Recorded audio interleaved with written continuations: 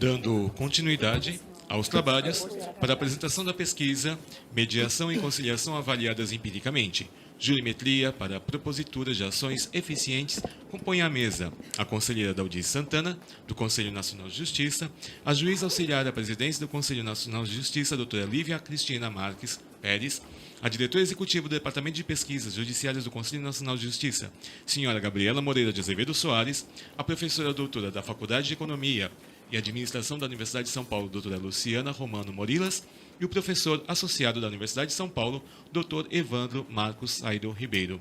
Tem a palavra a conselheira Daldice Santana. Bom, dando prosseguimento aos trabalhos, dentro do que foi programado, nesse painel eu faço uma saudação bem especial aqui à Justiça Estadual e à Justiça Federal pelos seus NUPEMEC, que eu vejo que estão aqui em peso. Também faço questão de cumprimentar a advocacia, que pelo meu conhecimento, tem bastante advogados da área federal, que atuam na área federal, até mesmo pelo chamativo inicial, que era o lançamento do manual, que traz a experiência de todos os senhores aqui. Então, eu também cumprimento a todos aqui, eu vejo o presidente aqui do Fórum dos Conselhos Federais, então, funcionários, enfim, todo o pessoal do núcleo e especialmente aqui do nosso núcleo, que é o núcleo que nós chamamos no PEMEC, ou para nós aqui, Gabinete da Conciliação, que é a doutora Vera Chunkovski, que é integrante do núcleo. Bom, para mim, nessa apresentação, cabe apresentar os painelistas, ou mesmo as pessoas que vão apresentar aqui a pesquisa, que eu acho que já está disponível, né? Ou vai estar... Já está disponível. Já está disponível, porque a gente está disponível já no link, então, se os senhores quiserem acompanhá-la, é importante, tá? Esse acompanhamento. E eu não fiz o acompanhamento, porque na realidade, eu quero me surpreender positivamente. Eu tenho algumas constatações, mas eu quero me surpreender positivamente com a pesquisa. Estou curiosa para também acompanhar o trabalho dos senhores. E eu espero, Gabi, que essa seja uma das inúmeras pesquisas realizadas pelo DPJ, incluindo a Justiça Federal, que eu acho que não incluiu, não sei. Não incluiu a Justiça Federal. E a Justiça Federal, ela tem uma dificuldade natural, mas ela tem dado exemplos, e um dos exemplos que eu cito é que, se não fosse a experiência positiva da Justiça Federal na área da mediação e da conciliação, nós não teríamos uma lei de mediação na administração pública.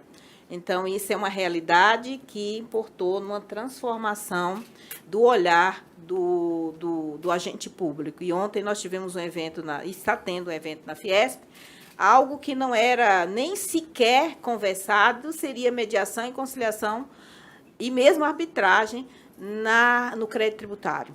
Então, já estão discutindo. Discutir já é um avanço, já é um pensar, já é uma reflexão. Então, isso é importante que a gente tenha também esse olhar para a Justiça Federal toda vez que for ponderar a pesquisa. Então, já foi uma observação que eu fiz.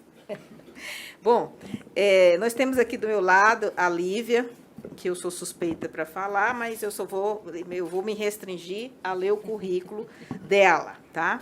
Então, ela é juíza federal, atualmente como auxiliar da primeira região, tá?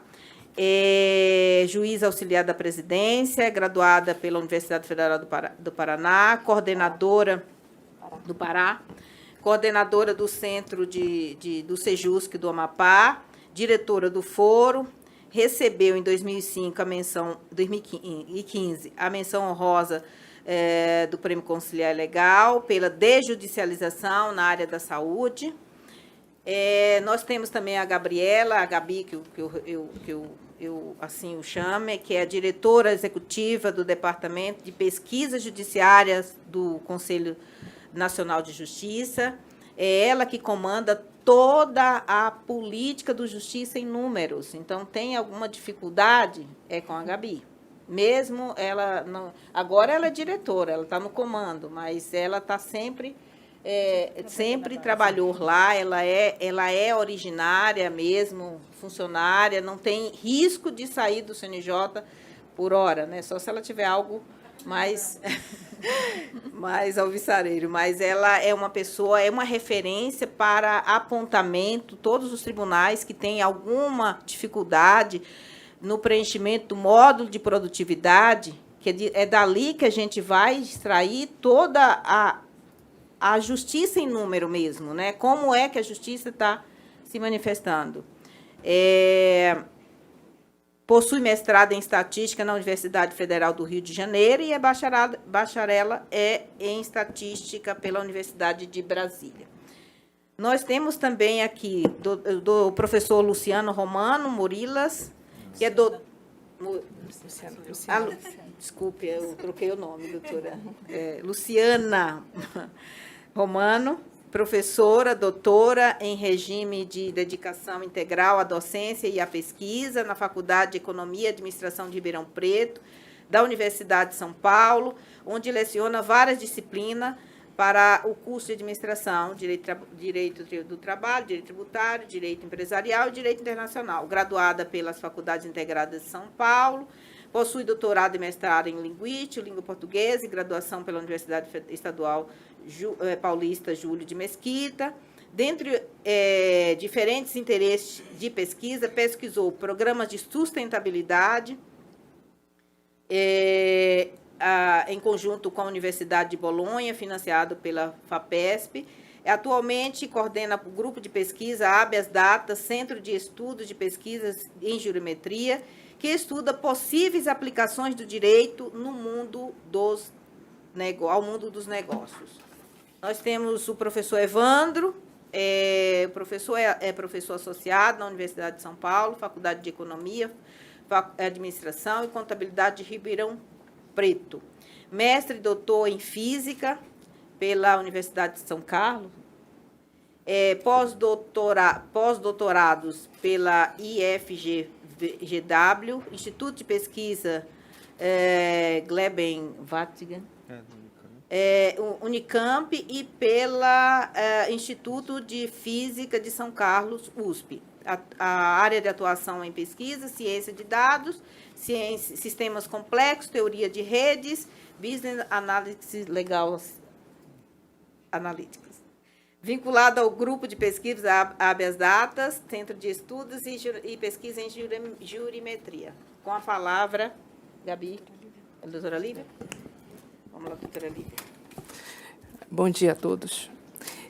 Gostaria de cumprimentar a nossa conselheira que abraça essa causa totalmente adequada ao conflito com maestria, com envolvimento, com coração, aos professores, a doutora Luciana e o professor Evandro, nossa caríssima Gabriela, que é do Departamento de Pesquisa Judiciária do CNJ, os conselheiros aqui presentes, presidente Terezinha, muito obrigada pela recepção, pelo espaço, desembargadores Paulo Fontes, desembargador Nino, todos os desembargadores aqui presentes, juízes, juízas, servidores e os que se envolvem com essa causa do tratamento adequado, que é buscar uma solução consensual para o conflito, que enxergar a busca da paz social, que é possível. Bem, eu vou começar falando do Departamento de Pesquisa Judiciária, alguns números que são extraídos do nosso trabalho tão bem desenvolvido pelo departamento, representado aqui pela Gabriela. O Departamento de Pesquisa Judiciária, além dos números que ele trabalha, ele também tem a gestão do Pesquisa Justiça, como vai ser a pesquisa ora apresentada.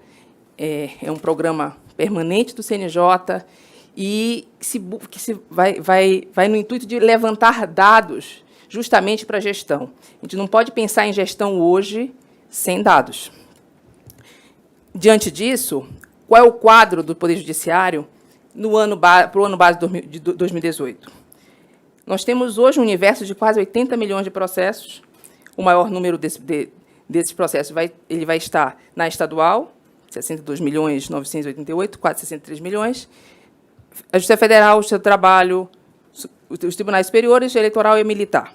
Estadual, que é o menor número, que se tem menor acervo, 3.403 processos. O índice de conciliação, e aqui eu vou apresentar um número que foi divergente do que o ministro Toffoli apresentou, é porque eu estou levando aqui em consideração o número total de conciliação. E aí inclui tanto o número de processos, considerando o número total de processos que estão nos tribunais superiores e também na execução. Então, o nosso índice de conciliação no Poder Judiciário, a gente pode pensar em melhorar, e por isso eu coloquei o nome dessa apresentação como estratégia para o consenso. A gente precisa de estratégia. A gente quer chegar ao consenso, a gente tem que saber o meio que a gente vai buscar para chegar lá. E, para isso, a gente precisa de dados concretos, a gente precisa de números, a gente precisa de pesquisa, inclusive empírica. Então, o índice de conciliação é de 12%, se o trabalho está com maior percentual, e a nossa Justiça Federal aqui, considerando o total, ela fica com 7%, e a estadual fica com 10%, eleitoral é um percentual muito pequeno. O tempo médio de tramitação, esse é outro elemento importante, aqui saiu da minha apresentação, é de 3 anos, tramitação todo o Poder Judiciário, mas aqui eu não estou conseguindo... meu percentual saiu aqui da apresentação. Eu sei... Gabriela, está aí? Vou procurar aqui. Eu passo e depois volto, pode ser?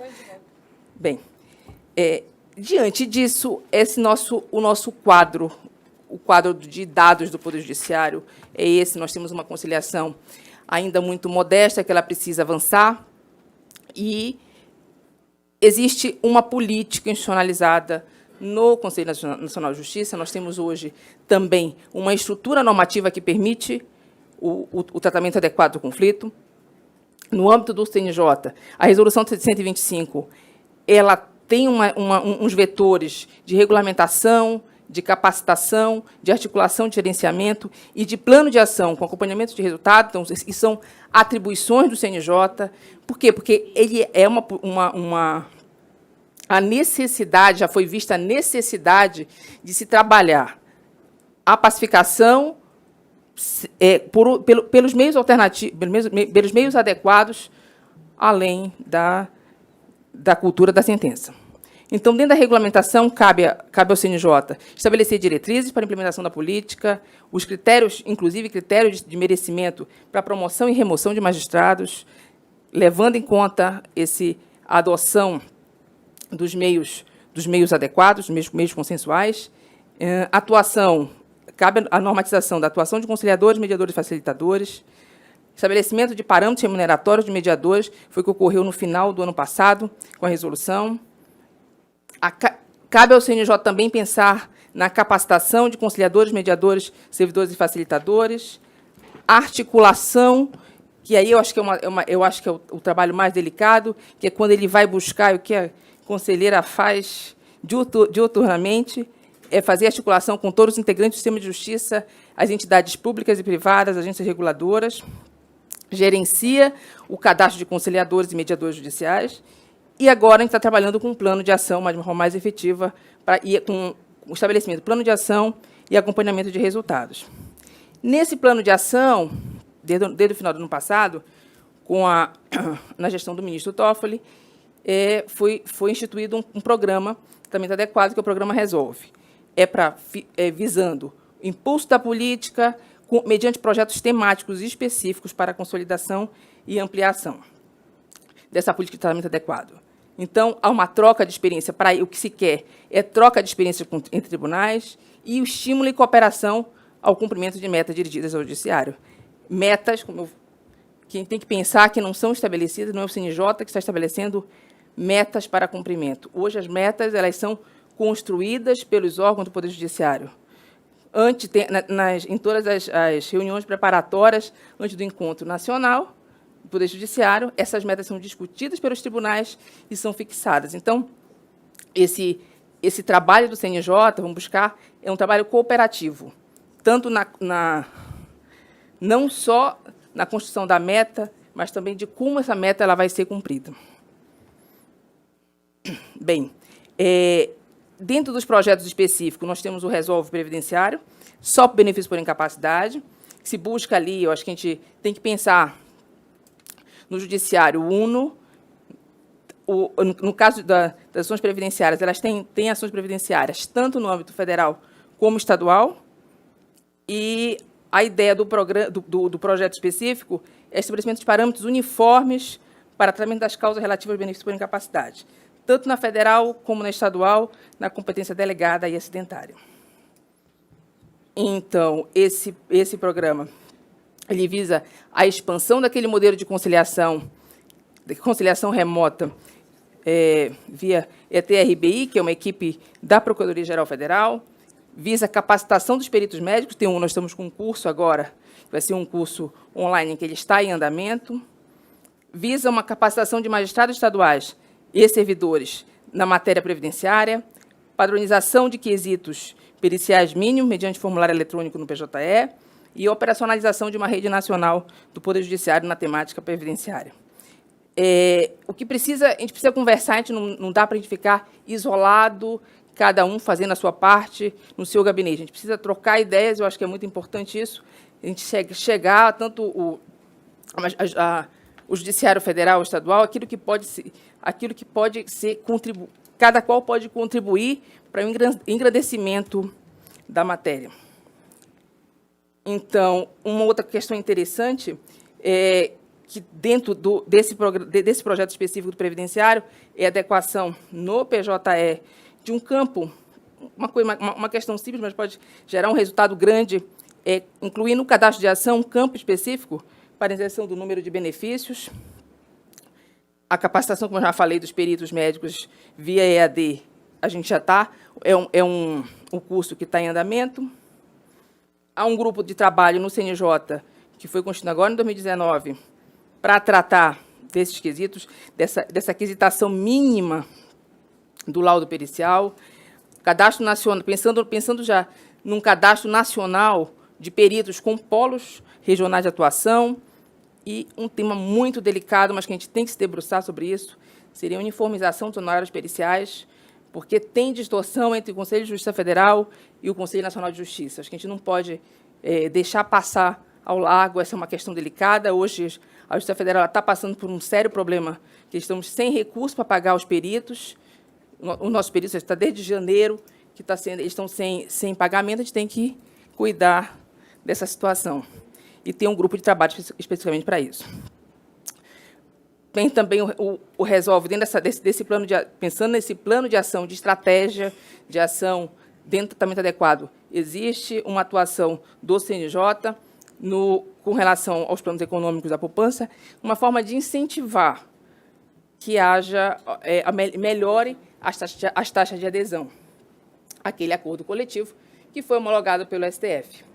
Então, um trabalho que a conselheira se entrega e faz todos os contatos para tentar com os tribunais, para que se ocorram os eventos presenciais, para dar divulgação.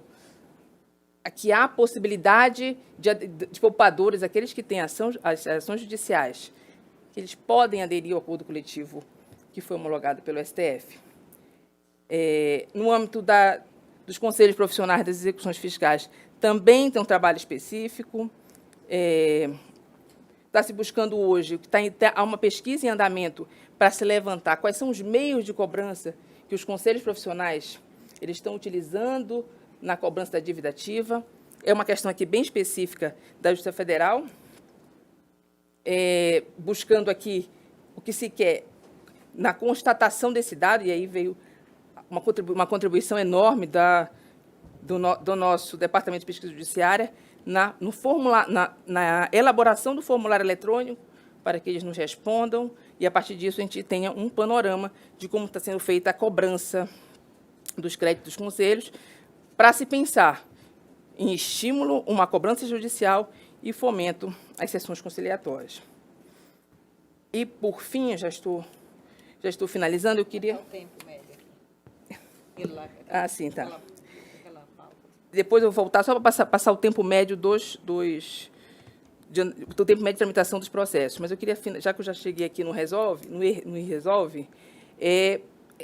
além do trabalho dos projetos específicos, tem um projeto aqui para incremento do CNJ, um incremento dos métodos autocompositivos mediante plataformas online.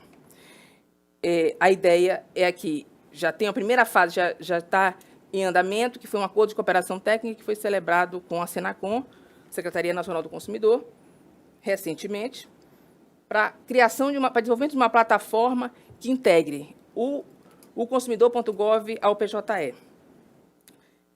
Uma fase que para abrir mais uma porta para o autor, especificamente nas ações de consumo, ter a possibilidade de chegar a uma resolução de sua demanda.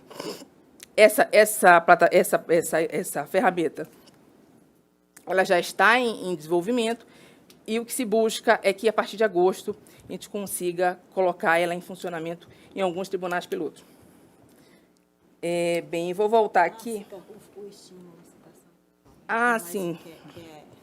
Nesse momento de negociação, nessa fase de negociação, essa primeira fase do Resolve, a busca para se fazer a integração, num sentido de fomentar uma outra forma, outra porta para a solução do conflito, mas também pensando na diminuição do tempo de tramitação, porque a partir do momento que já teve um termo de adesão celebrado pela FEBRABAN, então o primeiro segmento que já aderiu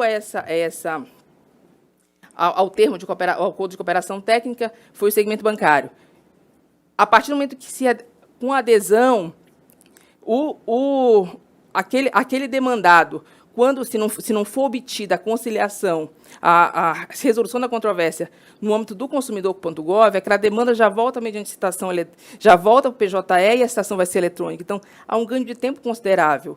No nosso caso específico, nossa relação de consumo, pensando numa caixa econômica, é muito simples, porque ela já está cadastrada para a citação eletrônica. Mas, pensando no universo Brasil, é um ganho considerável, porque tem muitos bancos pequenos e que eles não utilizam a citação, não estão cadastrados para a citação eletrônica. Então, o que se quer nesse acordo de cooperação é fomentar mais um meio para a solução de controvérsia e também pensando numa tramitação mais enxuta, uma tramitação processual mais enxuta, incluindo a citação eletrônica como forma de citação exclusiva. Bem, então eu vou voltar lá ao tempo médio, que eu tinha falado, que aqui a minha apresentação sumiu. O tempo médio dos processos do Poder Judiciário é de 3 anos. Na Justiça Estadual, ele é de 3 anos e 6 meses. Na Federal, de 2 anos e 7 meses. Na Eleitoral, de 10 meses. Justiça do Trabalho, 1 ano e 4 meses. Faltou só do Militar, 3 anos e 6 meses. Tribunais Superiores, 1 ano e 3 meses. E a Justiça e o Juizado, não, tinha um dado do Juizado, que eu acho que é 1 ano e 6 meses, se a minha memória não está falhando. Que ele está aqui e a Gabriela não. 1 ano e 6 meses. É 1 ano e 6 meses. Então, esse que é o nosso tempo médio de tramitação.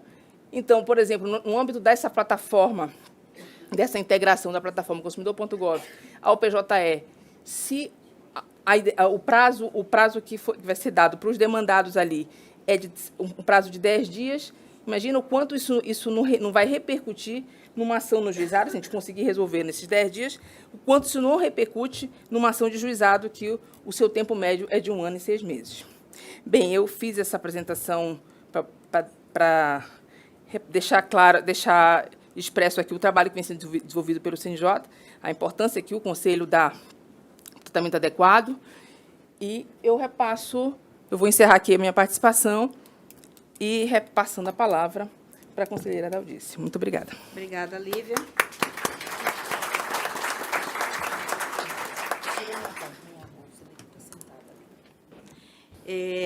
Bom, eu vou aproveitar o intervalozinho e cumprimentar e agradecer aqui a presença do desembargador Johnson de Salve, do nosso juiz, presidente da JUF, Fernando Mendes, e nosso desembargador, integrante do grupo de benefício por incapacidade, Paulo Sérgio Domingues, o nosso procurador Federal, eu sempre fico na dúvida, Leonardo, e o Vitor, né? Ávio, desculpa, eu não, mas eu sei quem é. E também as nossas palestrantes que estão aqui, doutora Silvia e acho que doutora Juliana, tá? Sejam bem-vindos. Bom, dando prosseguimento, eu passo a palavra à Gabi para falar um pouco sobre o Departamento de Pesquisa Judiciária, que é um ponto-chave de gestão no CNJ. Bom dia a todos. Eu vou falar rapidamente, só para contextualizar, na verdade, né, como já foi dito, a pesquisa que vai ser apresentada daqui a pouquinho pelos professores, pela Luciane e pelo professor Evandro, faz parte de um programa do CNJ, do Departamento de Pesquisas Judiciárias. Aí eu vou falar rapidamente do departamento, os dados que existem, para que depois vocês possam, com calma, olhar. A gente não vai ter tempo aqui de ficar entrando em detalhe, mas só para que tenham noção das informações que a gente tem hoje em dia. A gente hoje tem bastante informação de conciliação, graças à conselheira Daldice, que vem há alguns anos alfinetando a gente, né, e falando, a gente precisa desses dados, a gente precisa desses dados. E hoje a gente tem várias informações por vara, por magistrado, sobre, né, das sentenças homologatórias, audiências realizadas. E é graças ao apoio que a gente recebe da conselheira, né, nesses últimos anos. Eu também agradeço a doutora Lívia, que sempre trabalhou em parceria com a gente, é juiz auxiliar. O departamento está inserido dentro da Secretaria Especial de Programas, Pesquisas e Gestão Estratégica, da qual a doutora Lívia e mais outros 3 juízes fazem parte e coordenam nossos trabalhos. E a gente conta demais com a ajuda deles, porque, como a conselheira falou, sou formada em estatística, então não tenho conhecimento em direito, e com o apoio dos juízes, dos conselheiros, é que a gente consegue enriquecer, qualificar o trabalho. Então, o nosso departamento é um departamento criado por lei, né? A gente conta na nossa estrutura com o apoio de um conselho consultivo, que é formado por pesquisadores renomados da área, e todo esse processo, inclusive, de seleção dos novos temas, passa por deliberação desse grupo. É um grupo que é indicado pelo presidente do CNJ. Tá? Nosso objetivo principal é desenvolver pesquisas, diagnósticos do Poder Judiciário, né, de forma a fornecer subsídios para que possam ser formuladas políticas, acompanhamento de políticas e verificação da eficácia dessas políticas.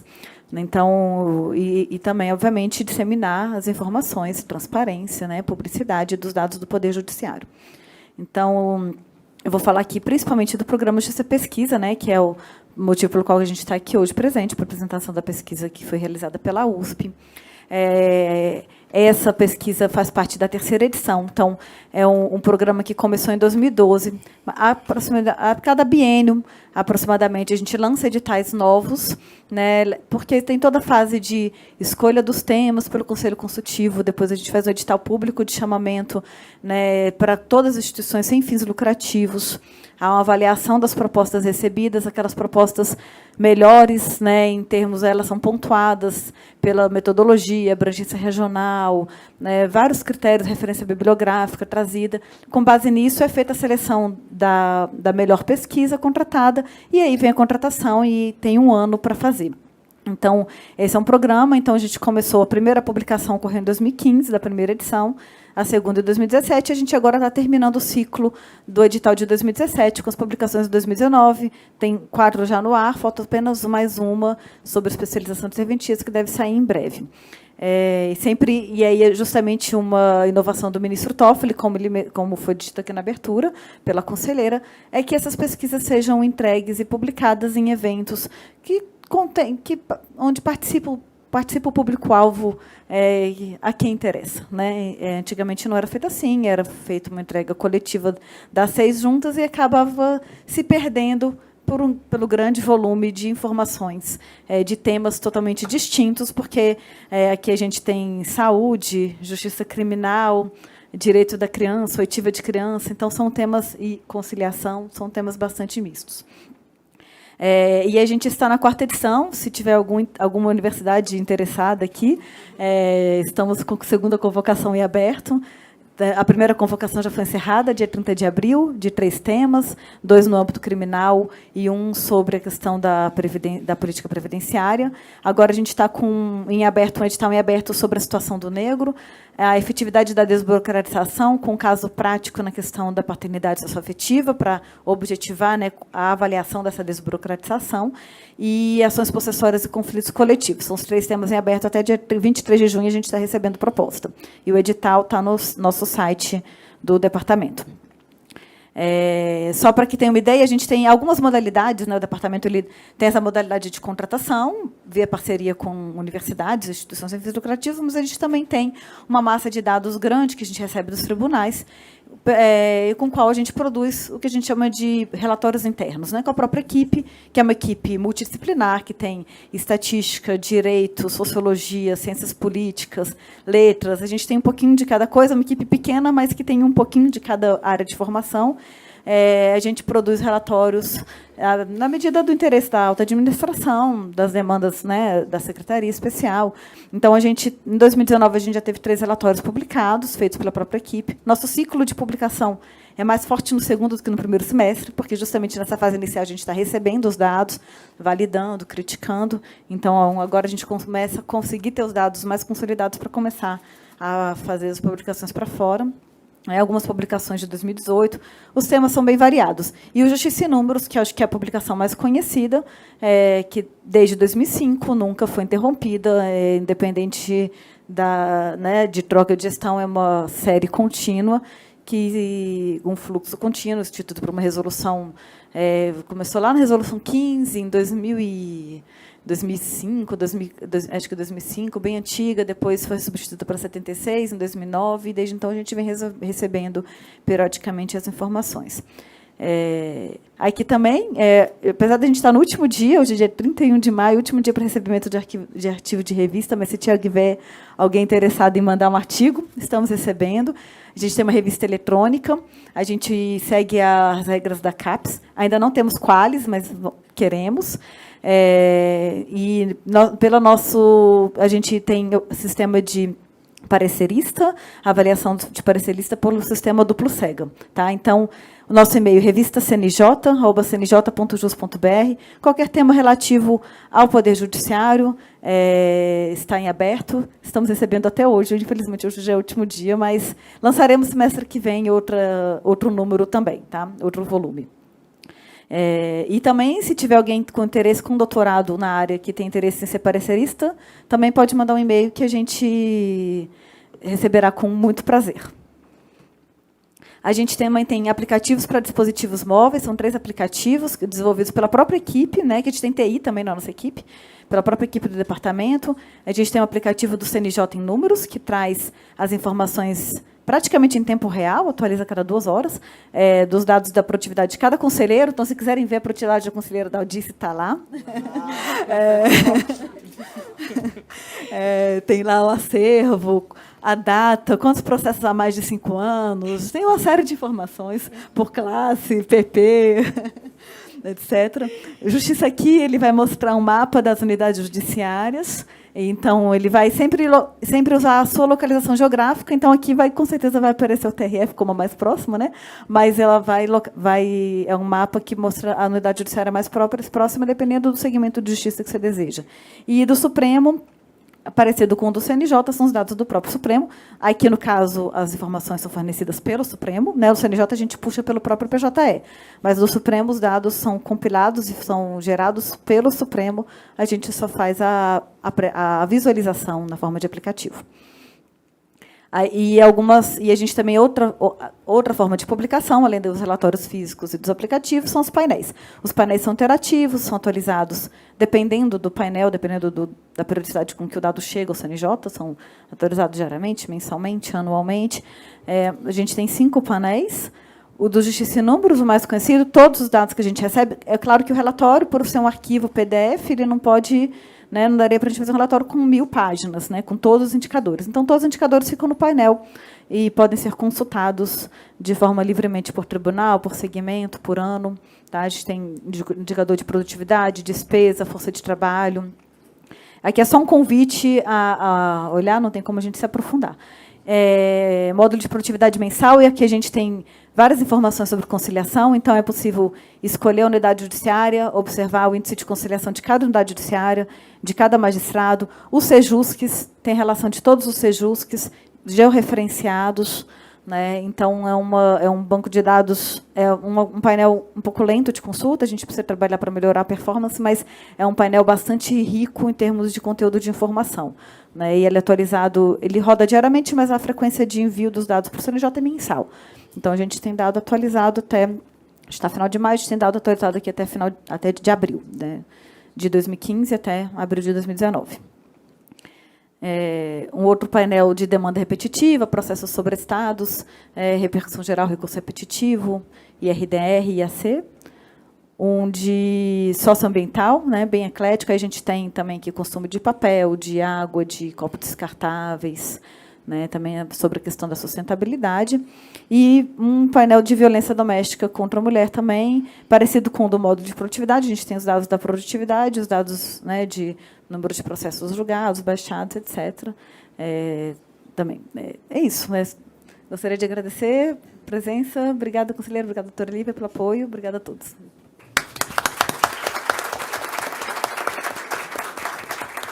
Obrigada, Gabi. Então, agora nós vamos... Quem começa? Professora? Então, pois não, professora, está com a palavra. Vamos lá. Bom dia a todos. Gostaria de agradecer o convite para a nossa participação aqui. Muito obrigada, conselheira Daldice, pelas suas palavras. Muito obrigada a doutora Juliana também, a Gabriela. Nós só temos a agradecer por podermos estar aqui e apresentar a pesquisa. Como foi dito no painel de abertura, a importância da pesquisa. A gente tem feito muita pesquisa, mas ela é pouco publicizada. Então, essa oportunidade é muito relevante para nós, para podermos divulgar, de fato, o que temos feito na universidade e aí pela contratação do CNJ, né? Então, a gente apresenta a nossa pesquisa, mediação e conciliação avaliadas empiricamente, jurimetria para a propositura de ações eficientes, é o que nós trabalhamos nesse edital, que foi contratado, como a Gabriela mencionou. A nossa equipe é composta por, basicamente, 3 grupos, né? Então, nós temos um grupo de direito, composto aí por várias pessoas, mas o grupo inicial somos eu e a professora Carla. Temos um grupo de dados que recolheu e coletou todos esses dados, capitaneado pelo professor Hildeberto, e temos um grupo de estatística capitaneado pelo professor Evandro, que vai falar junto comigo. A gente vai fazer uma fala conjunta, né? Exatamente. A gente aqui, mas... professor Evandro ali, a gente sempre faz a fala conjunta, cada um fala a parte que conhece melhor, né, mais adequadamente. Até o professor Hildeberto aqui seria o ideal, mas não temos tempo para isso. O Tiago, que é um advogado que passeia um pouco melhor pelas outras áreas, porque não é tão simples conversar a área de direito com a área de estatística. A gente se perde nas palavras, e aí a gente tem várias pessoas aí ao nosso redor, vários alunos que foram trabalhando com a gente para poder realizar esse trabalho, que está bastante grande. Ele é muito maior do que isso que nós vamos apresentar aqui, e ainda maior do que está nesse relatório, que vocês já podem acessar pelo QR Code, ele já está disponível, né? Então, essa é a equipe que trabalhou nesta pesquisa. Então, a pesquisa, o nosso objeto de estudo foram os processos finalizados por homologação, mediação e conciliação. Nós nos centramos na Justiça Estadual, que era esse o pedido, em primeira instância, porque 94% dos processos tramitam nessa primeira instância estadual, então é onde nós nos centramos, mas temos condições de ir para as outras justiças, esse é um dos nossos objetivos ainda. Nós focamos em 5 estados brasileiros, então foram feitas, o trabalho se centrou nos estados de São Paulo, Rio de Janeiro, Paraná, Ceará e Piauí, com pesquisa quantitativa e qualitativa, fizemos visitas a esses espaços, e o período de estudo compreende o prazo de 5 anos, então foram coletados os dados processuais de 2013 a 2017, pela parte quantitativa, isso graças ao processo judicial eletrônico. Então, agradecemos muito a existência desse processo judicial eletrônico. E quando a doutora Juliana fala da inserção, por exemplo, do número de benefícios para a requisição administrativa de previdência, isso ajuda muito para a pesquisa, né? Quando a gente vai fazer esse tipo de pesquisa, isso ajuda muito, é muito relevante o aperfeiçoamento dessa base eletrônica. Bom, passo já a palavra para o professor Evandro, que vai falar do método aí, das etapas, como é que a gente fez essa coleta de dados. Tá bom, então você vai passando. Passo. Bom, é muito importante entender que essa pesquisa é feita em colaboração em 3 áreas, né? O professor Beto fez, o Deberto, né? Ele fez essa parte de coleta de dados. Então, assim, como vocês viram lá, o Tiago, que está aí na 4ª fileira, acompanhando a gente, o Tiago é um cara que entende de todas essas, né, essas 3 áreas. Então, obter esses dados foi realmente a parte mais difícil do processo. Com essa medida que o ministro disse de que vai ser mais incentivada a digitalização, eu acredito que essa parte vai passar talvez da pré... Eu acho que ainda está numa etapa primária, os dados no Brasil, a transparência e tal. Talvez pré-primária até. Então, esse foi um trabalho muito difícil de coleta dos dados, né? Então, eu tenho aí um robozinho coletando os diários e transformando em TXT. Isso deu muito trabalho. E depois, a segunda etapa, Luciano, é limpar esses dados, quer dizer, tratar esses dados, passar de um PDF, quer dizer, deveria estar digitalizado já, mas não está. Então, passar para PDF e organizar isso para ter uma primeira versão dessa estrutura. Então, as pessoas trabalharam, né, a parte de codificar isso e dizer, olha, isso daqui é um acordo. Então, isso é muito difícil, já devia vir pronto esse dado para a gente, mas, enfim, esse é o nosso trabalho. A extração dos dados, quer dizer, fazer mineração de texto, utilizar técnicas de inteligência artificial que estão sendo na moda aí hoje, quer dizer, tratar algoritmos para classificar e detalhar o processo, realmente foi uma etapa bem difícil. E aí a gente vê, sem os dados, né, não tem a parte de... Não existe inteligência sem os dados. A parte 4, né? Aí nós fizemos as análises. As análises são análises estatísticas, análises que vão detalhar para cada comarca, cada localidade. A gente tem, então, condição de extrair esses números, depois de tudo classificado, organizado em bases de dados que transcendem um pouco aquela ideia de bases estruturadas, né? A gente tem a parte de classificar documentos, é uma base de dados que não é uma base de dados que não é mais estruturada no sentido de tabelas, e sim de documentos.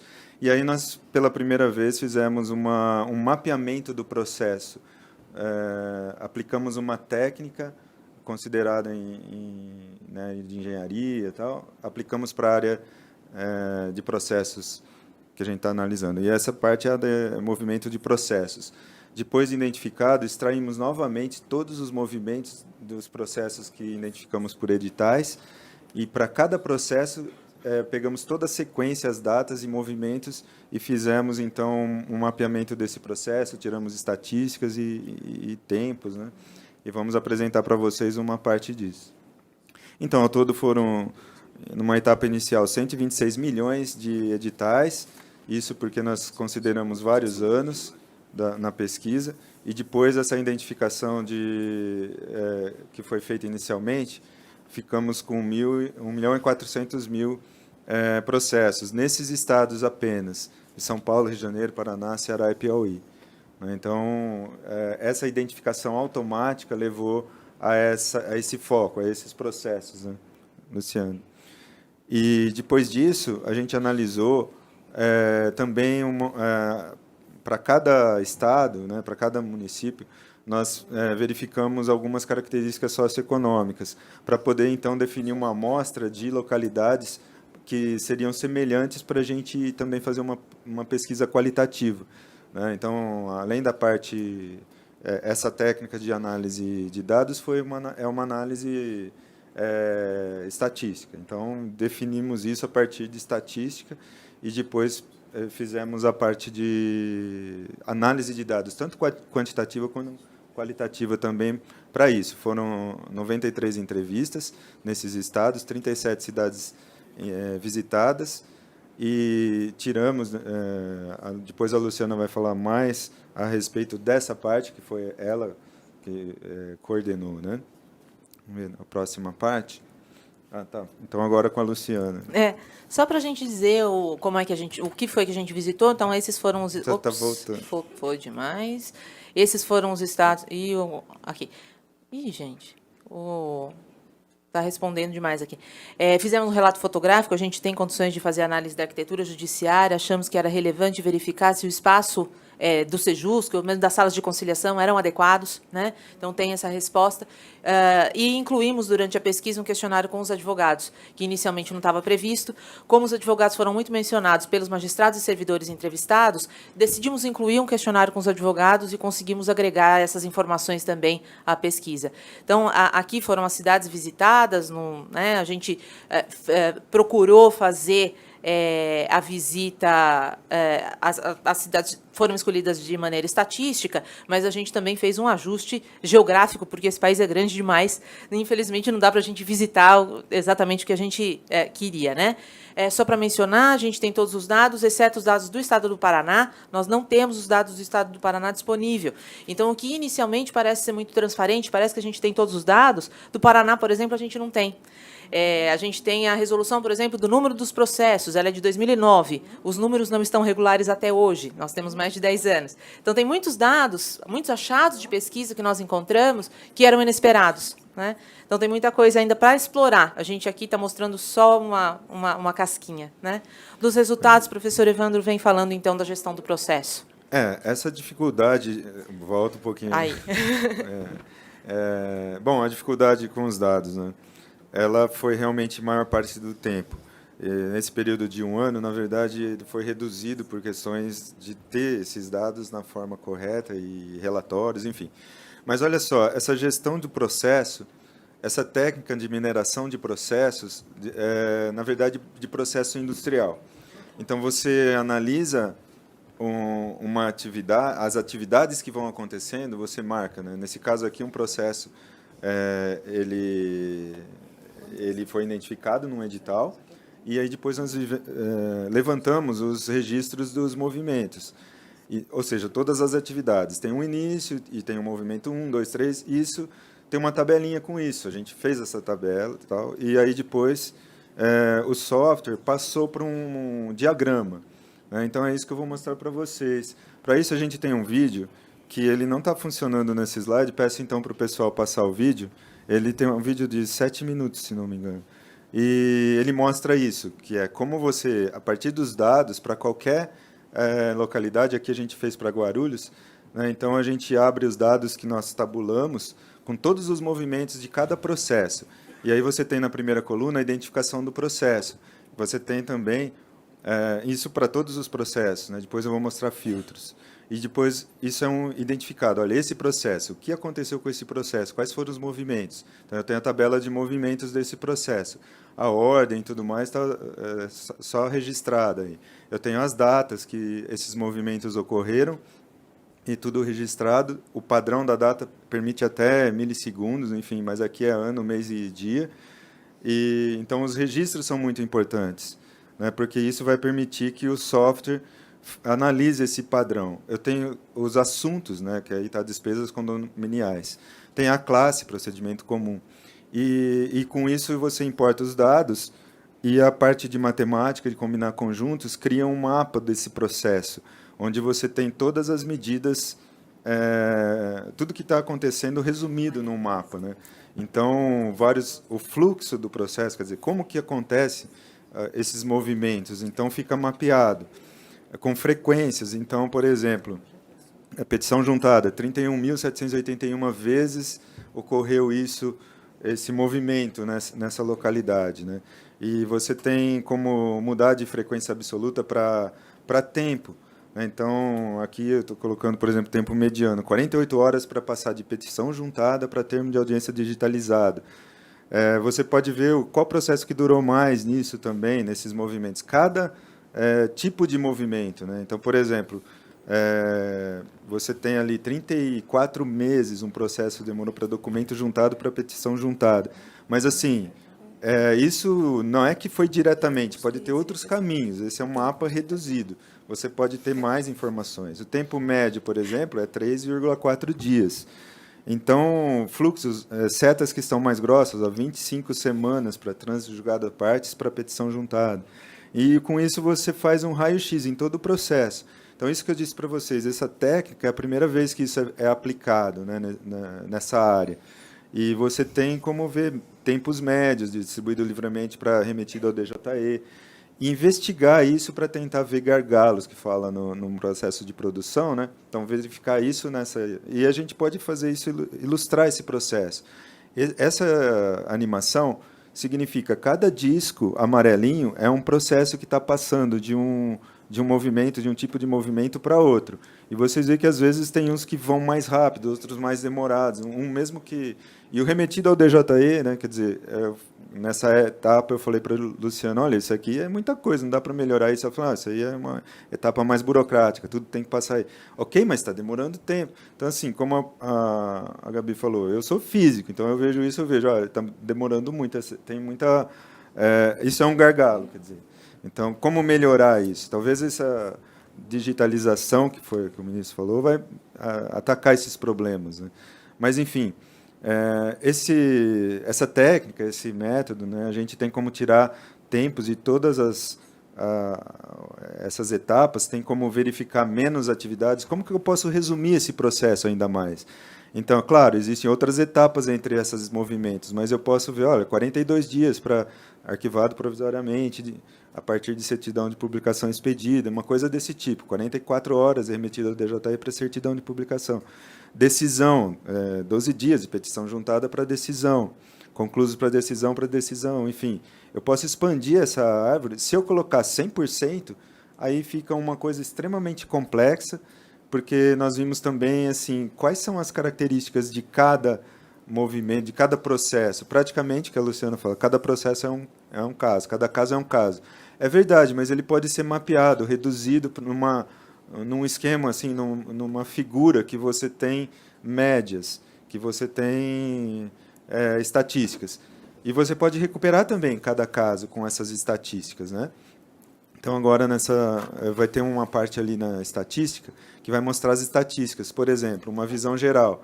Eu tenho, assim, nessa visão geral, 7.700 processos sendo analisados nesse software, tem 603 atividades e 366 mil movimentos que foram analisados nesse período.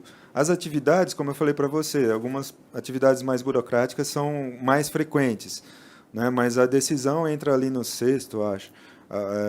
Você tem também como verificar o percentual dessas atividades, classes, né? Procedimento comum, tal. E agora a gente pode filtrar para ser mais específico, porque aí eu coloquei todos, né? Assuntos mais específicos, né? A frequência aqui, procedimento comum, depois a execução do título extrajudicial. Assuntos, despesas condominiais são mais frequentes nessa localidade, mas tem indenização por dano moral. Então, agora, também é possível você fazer um mapa por assunto específico, né? Quer dizer, o mapa vai ficar mais detalhado, mais específico para esse assunto. E isso também, rapidamente, você pode resolver nesse software. Eu acho que vai ser explicado. Cada caso é um caso. Você tem todos os movimentos, você tem o processo, né? Você fala, o que é esse processo? O que aconteceu com esse processo? Então, você tem a comparação dele com todos os outros em gráficos e tal. A parte de você filtrar, agora, ilustrar para vocês. Por exemplo, filtrar para, acho que é indenização por dano moral. Você escolhe um assunto e faz o filtro. E aí, para esse filtro, você já sabe tudo daquele assunto. Quantos são os tempos, quanto que demora para uma transição de um movimento para outro. E você tem também o mapeamento. Então, nesse caso aí, escolhemos a parte de indenização por dano moral. Então, fazendo isso, você tem os resultados filtrados para esse caso. Então, daqueles processos, agora eu tenho 437 processos e 18 mil eventos. E um resumo desse processo já está diferente, com as estatísticas próprias desse caso, as atividades. A atividade, na verdade, são os processos onde a gente vê, que muitos processos burocráticos em primeiro. A classe, o assunto é a indenização por dano moral. Classe e algumas classes que esse assunto pertence. Então, assim, resumindo rapidamente para vocês, a gente achou interessante mostrar que, tendo esses dados, a tecnologia hoje permite a gente investigar muito a respeito do que está acontecendo em cada localidade, em cada comarca, né? Então, agora eu passo para a Luciana, que ela vai falar um pouco mais detalhado na parte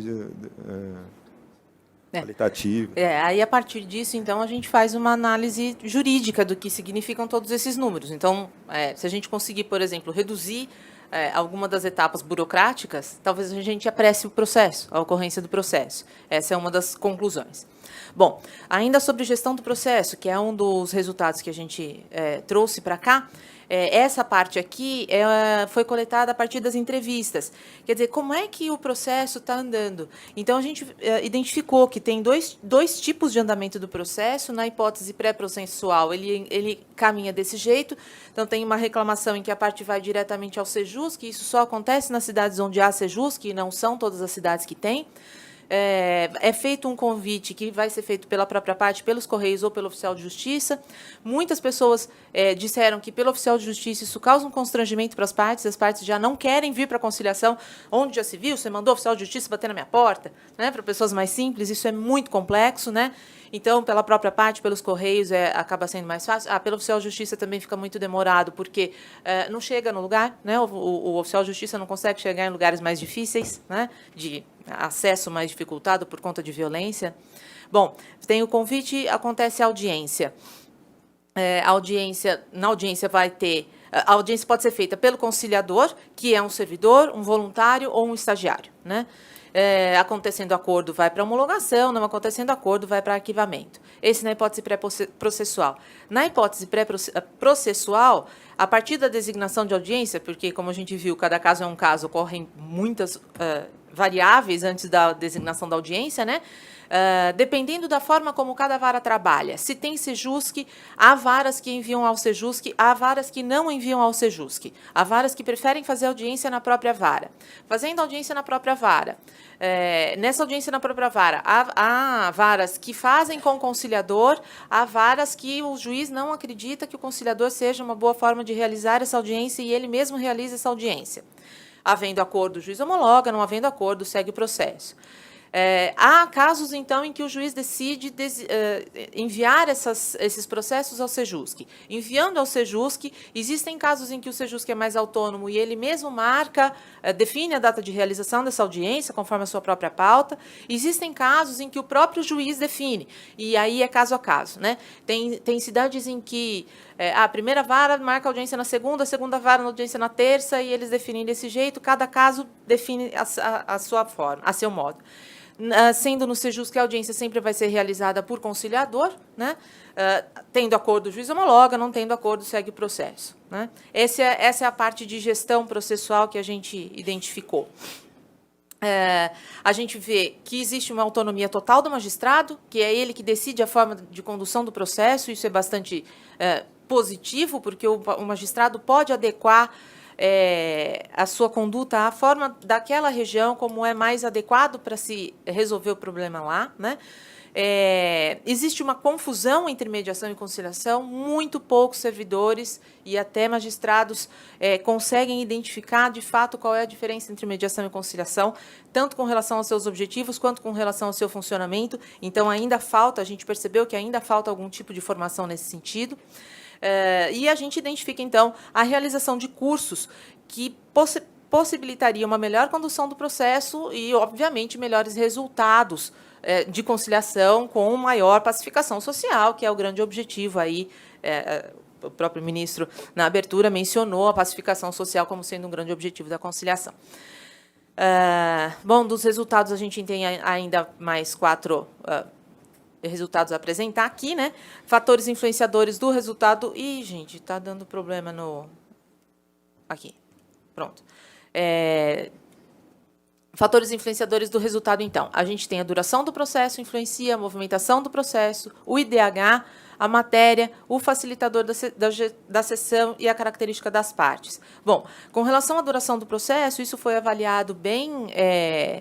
de maneira estatística mesmo. Então, a gente tem um primeiro gráfico em que é muito evidente que os processos homologados, eles duram a metade do tempo, em regra, dos processos não homologados. Então, a gente tem uma distribuição mais uniforme de duração de tempo dos processos homologados. Então, os processos homologados duram, em média, metade do tempo dos processos não homologados, né? Os processos que terminam em conciliação terminam na metade do tempo, o que pode ser usado como um argumento muito relevante para as partes fazerem um acordo. Você vai sair daqui mais rápido.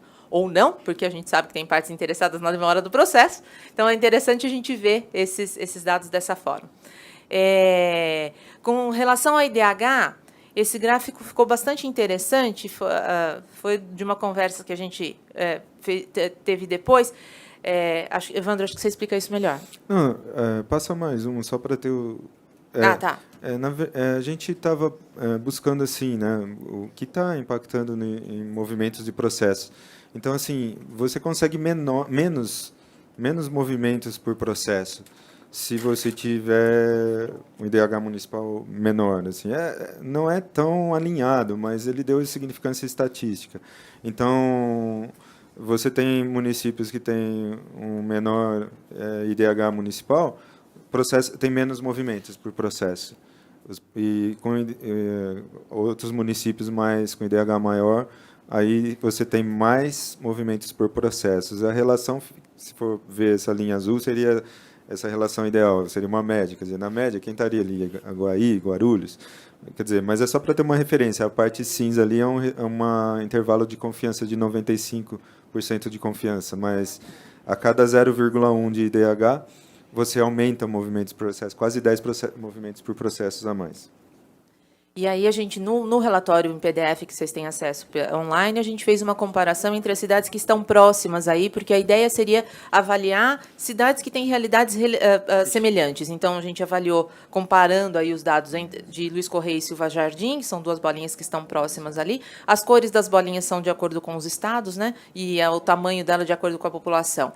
Então, Silva Jardim e Luiz Correia são próximas. A gente avaliou também as 3 cidades ali em cima, Cabo Frio, Piripiri e Uruburetama, que são de 3 estados diferentes, então dá uma comparação interessante. E aqui embaixo, Iguaba Grande e Morro Agudo, que apesar de não estarem tão juntinhas, estão bem próximas, e a comparação é muito interessante de se ver como que as cidades tão diferentes acabam tendo respostas parecidas. Bom, com relação aos movimentos processuais, a gente observa, então, a linha azul mais escura são os processos homologados e a azul mais clara são os processos não homologados. A gente observa que os processos homologados, os processos finalizados em conciliação, em regra, eles apresentam menor quantidade de movimentação processual do que os processos não homologados. Então, movimenta-se menos. Então, a gente tem os processos finalizados em conciliação duram menos e têm menos movimentos, portanto, são muito mais eficientes, né? Com relação à matéria, a gente conseguiu isso via estatística, mas a gente também teve uma participação muito relevante das entrevistas, porque a parte de direito de família, como os casos são sigilosos, a gente não tem acesso de forma eletrônica, né, a esses processos. Então, nas entrevistas, a gente conseguiu a informação de que direito de família é, de fato, o que mais ganha, e a gente entende que isso seja, de fato, a forma mais relevante de se resolver os conflitos, né, relacionados ao direito de família. Em segundo lugar, direito do consumidor e dano moral. E aí, por último, as relações bancárias, que são as que basicamente não se consegue conciliação, de acordo com as entrevistas. Essa parte de baixo mostra aí uma avaliação das entrevistas de forma quantitativa. Então, a visão dos juízes, dos conciliadores e dos servidores, como acaba sendo diferente. A gente tem também a avaliação dos advogados, que vai no mesmo sentido. Direito de família, direito do consumidor e dano moral, como as mais suscetíveis de conciliação, e relações bancárias, como as menos. Com relação ao facilitador, né, então, outro fator que influencia é o facilitador da sessão. É interessante verificar que o juiz acha que o juiz é o melhor facilitador, o servidor acha que o servidor é o melhor facilitador, isso é muito interessante, e aí os advogados acham diferentes, têm opiniões divergentes aí. O que a gente pode ter como regra é que depende mais da característica da pessoa do que do seu cargo. Né? Uma capacitação para a pessoa conseguir conduzir aquela audiência é o que daria a melhor resposta. Então, preparo, e a gente tem alguns magistrados que mencionaram que não são preparados para lidar com questões humanas. Né? Muitos magistrados, durante as entrevistas, mencionaram isso, são muito capacitados tecnicamente, não há dúvida disso, mas não há uma capacitação para lidar com questões humanas, e houve alguns pedidos nesse sentido, né? de que sejam mais capacitados para isso. O próprio ministro, no início da sua fala de abertura aqui, mencionou que não há disciplinas sobre mediação e conciliação, e, de fato, isso foi verificado. A gente incluiu essa questão também no questionário com os advogados, e ali fica muito evidente que, né, quase não tem. Mais recentemente é que as disciplinas começam a ser incluídas. Então, tem aí esses dados. Né, esses dados são mais da parte dos advogados, e a gente começa agora a ver essa inclusão de disciplinas. Quem sabe a gente consegue ter uma melhora. Né? Como outro fator, a característica das partes, a gente perguntou, mais pessoa física, pessoa jurídica, maior escolaridade, menor escolaridade. A conclusão é que depende da cultura regional e de características pessoais. Foi muito interessante no Paraná. Os juízes conseguem identificar claramente tal região é mais fácil, tal região não é, por questões culturais. É muito interessante de ver isso. O que a gente percebe é que pessoa física concilia com muito mais facilidade do que pessoa jurídica. A gente já sabe que isso é até pelos prepostos, né? Os prepostos, em regra, os prepostos são enviados sem condições de negociação ali. A gente percebe também que menor escolaridade e menor poder aquisitivo facilitam a conciliação. E a pessoa jurídica, o poder público foi colocado também como uma forma, um poder que não concilia, e o maior grau de escolaridade. Muitas vezes, durante as entrevistas, a gente ouviu, eu quero os meus direitos, eu sei os meus direitos, né? E aí a pessoa não abre mão. Então, aqui, com pessoas físicas e pessoas jurídicas, a pessoa física, a gente vê uma menção grande à personalidade, ao envolvimento emocional dessa pessoa com a causa. Quanto maior o poder aquisitivo, mais difícil o acordo. Quanto menor a escolaridade, mais fácil o acordo. Com relação às pessoas jurídicas, existem questões com relação aos grandes litigantes, então a gente entende que aí é algo em que possa haver uma atuação mais incisiva do CNJ.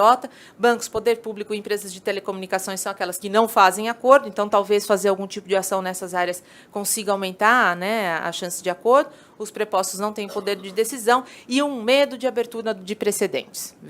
Percebe-se isso claramente. Aí a experiência do entrevistado. A gente vê, então, com relação às alterações legislativas, a gente percebe que o Código de Processo Civil influenciou mais positivamente que a Resolução 125 do CNJ. Muitas pessoas não tinham conhecimento dessa resolução, inclusive magistrados e servidores.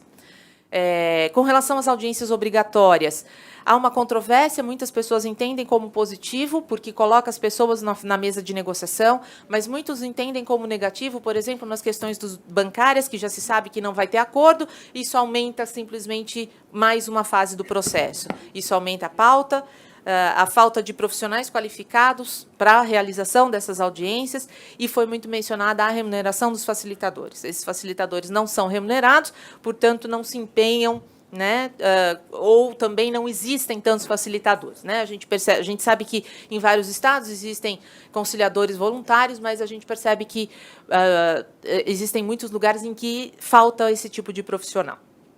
Os pontos positivos mencionados foram a pacificação social, primeiro de tudo, e o desafogamento do judiciário também.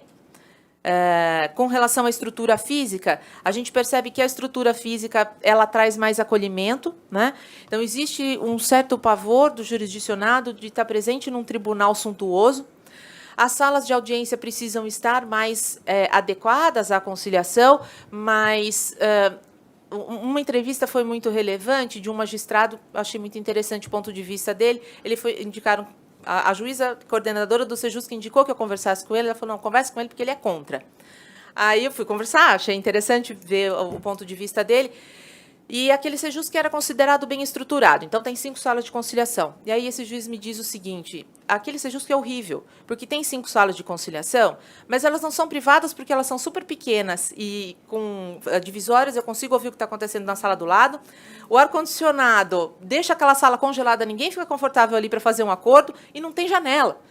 Então, não é que ele é contra, de fato, mas é que ele analisa aquele espaço que está sendo feito. Tem uma mesa redonda. Propicia a conciliação? Sim, mas não se sabe até que ponto. Então, achei muito interessante esses achados. E com relação às salas de espera também, as salas de espera podem facilitar o acordo ou não, porque as partes podem brigar ali, né? Então, é muito interessante esse ponto de vista também. Mas a ideia é que as pessoas se sintam à vontade. Então, criar um espaço em que as pessoas estejam à vontade para conciliar. O papel do advogado foi muito controverso. Tem gente que acha que mais ajuda porque é ele que tem a confiança do cliente, e se ele entender a conciliação como forma de solucionar o conflito das partes, ele pode ajudar muito nesse processo. Muitas pessoas entendem que ele atrapalha, porque ele se preocupa muito com os honorários, e ele entende a conciliação como um meio de produção de prova. E não só o advogado e o juiz entender a conciliação como meio de produção de prova, né? Então, isso é nesse sentido que eu mencionei já anteriormente, a questão de capacitação. Das conclusões, já estamos terminando, então, acho que, né? Com relação à tecnologia, então, os dados não padronizados, eles dificultam muito, geram um esforço grande para organizar as informações, aumenta né, a etapa primária da análise dos dados, e os registros com diferentes padrões em diferentes estados. É tudo muito diferente, né? E o Brasil é muito grande, a gente tem muita coisa, a gente poderia ter uma análise mais regular e não tem, porque, apesar de a gente sabe do esforço grande que tem, mas a coisa, né? Por exemplo, no estado do Piauí, a gente vê registro do servidor, um daqueles andamentos que o professor Evandro mostrou, é realizado por fulano de tal, tem o nome dele no registro do andamento. Isso é muito contraproducente, não faz sentido que isso apareça ali, né? Então, essa padronização facilitaria, a gente entende não só para a nossa pesquisa, a gente está olhando, claro, a gente olha para nos facilitar, mas facilita isso de maneira geral. As consequências, então, isso limita a aplicação da inteligência artificial, dificulta a inovação aberta, dificulta a ciência aberta e prejudica a transparência. Quando a gente está falando aqui em acesso à justiça, em transparência, a gente percebe que isso ainda não está muito fácil. Então, os pontos nevrálgicos que a gente encontrou foram com relação à gestão do processo, com relação a características socioeconômicas, a duração do processo, a condução da audiência precisa ser feita de maneira mais adequada, a matéria que mais favorece e avaliar eventualmente a obrigatoriedade das audiências em todas as matérias, as características das partes e a estrutura física. E a gente fecha por aqui, agradecendo a oportunidade de estar aqui e a paciência de vocês em nos ouvirem. Obrigada, professora. Obrigada, eu agradeço. E está disponível já para os senhores maiores detalhes em relação à pesquisa, coincidem realmente alguns pontos. E eu, enfim, agradeço todos os integrantes, se desfaça a mesa e a gente já recompõe a seguinte, que eu peço desculpa que a gente atrasou um pouquinho.